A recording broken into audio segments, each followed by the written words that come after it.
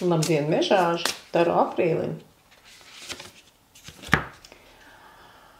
Mežāži šajā mēnesī būs uz divām lietām. Viņi būs uz attiecībām un uz lielajām izvēlēm. Nu, tad izvēlieties savu tēmu, mīļais mežāzi, ja? Viens tēma ir par to, kā es redzu un dzirdu citus cilvēkus, kādi ir mani priekšstati par citiem cilvēkiem, cik daudz es esmu gatavs paiet pretīm, cik daudz es esmu gatavs sadzīvot ar citiem cilvēkiem, un ko citi cilvēki ienes manā dzīvē. Teiksim, tie pamati jautājumi, ko šī kārtas varētu jums uzdot šajā mēnesī, un tas nozīmē, ka cilvēki nāks, viņi prasīs no jums, viņi piedāvās arī romantiskas attiecības, bet viņi piedāvās kopumā cilvēcīgas attiecības, nopietnas cilvēcīgas attiecības. Un, ja mēs runājam par tiem mežāžiem, kas izvēlējās otro variantu izvēli, tad šajā mēnesī jūsu priekšā ir viena liela atbildīga izvēle, un esiet ļoti piesardzīgs, uzmanīgs, bet vislabāk domājiet ar sirdi tajā brīdī, kad jūs šo izvēli izdarat. Ja? Tad izmantojiet šo izvēle ir svarīga, un viņa ietekmēs, iespējams, jūs dzīvi visam gada garumā, bet varbūt ilgāk. Darbs. Nu, netipiski mežāžiem šis mēnesis saka, ka kaut kas ar finansēm darbā iet grūtāk nekā parasti. Tad ir jāsapūlās, lai savilktu kaut kādā veidā kopā finanses, vai tie ir algu maksājumi, vai tas ir ienākumi no tirdzniecības. Visā veidā, kā jūs kontrolējat darba finanses, te jums ir mazliet tā kā iztrūkums, un tas ir saistīts tieši ar citiem cilvēkiem. Ja? Tad varbūt, ka tā ir situācija, ka viss pasaulē paliek dārgāk, un jūsu, pieņemsim, uzņēmuma darbinieki pieprasa algu palielinājumu. Ja? Vai arī jūs gluži vienkārši gribat šo palielināt viņiem algas, bet jūs tagad prātojat, no kurienes, lai es to naudu ņēmu, un kā lai es viņu nopelnu, lai es varētu paaugstināt šīs algas.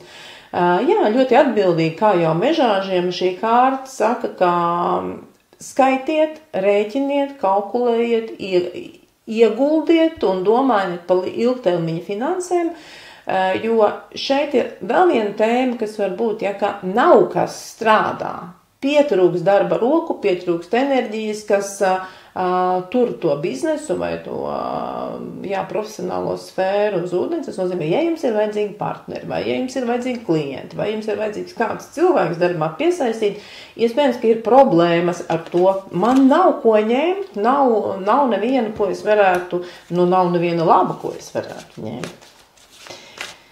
Jā, tas varbūt arī ar darbinieku meklējumiem. Un privātā dzīve. Privātā dzīvē gan tā ļoti nopietni no Adams Family te jau parādās tēli, ja. Šī kārta liecina par to, ka ir jāizdara secinājumi par to, kas ir liekas jūsu attiecībās. Un patiesībā tas ir uzpeldējis jau pašā virspusē. Jūs noteikti pamanīsiet tās lietas.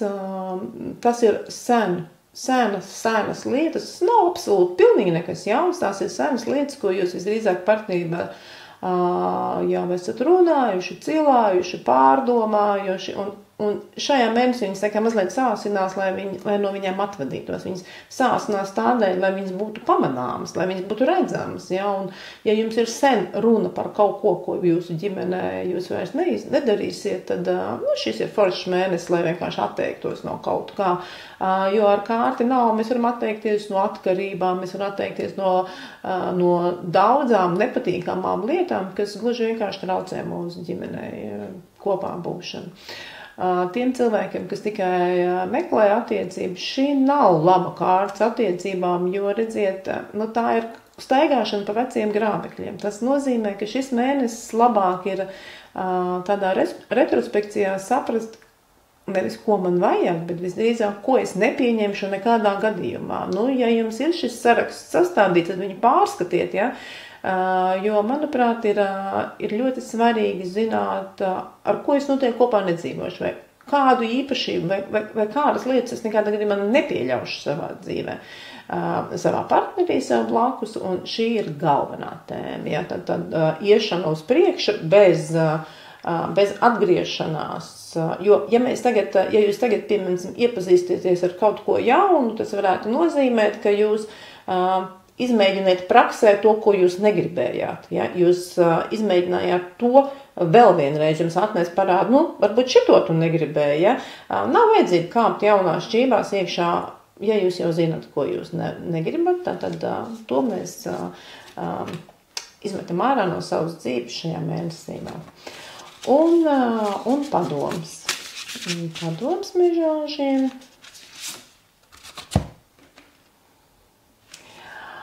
Vai cik skaists saulains laiks, es ceru, ka tāds jums arī būs, un šī kārta saka tāda, ļaujiet sev just no sirds, ļaujiet sev priecāties no sirds, ļaujiet skumt no sirds, jo pats galvenais ir just no sirds.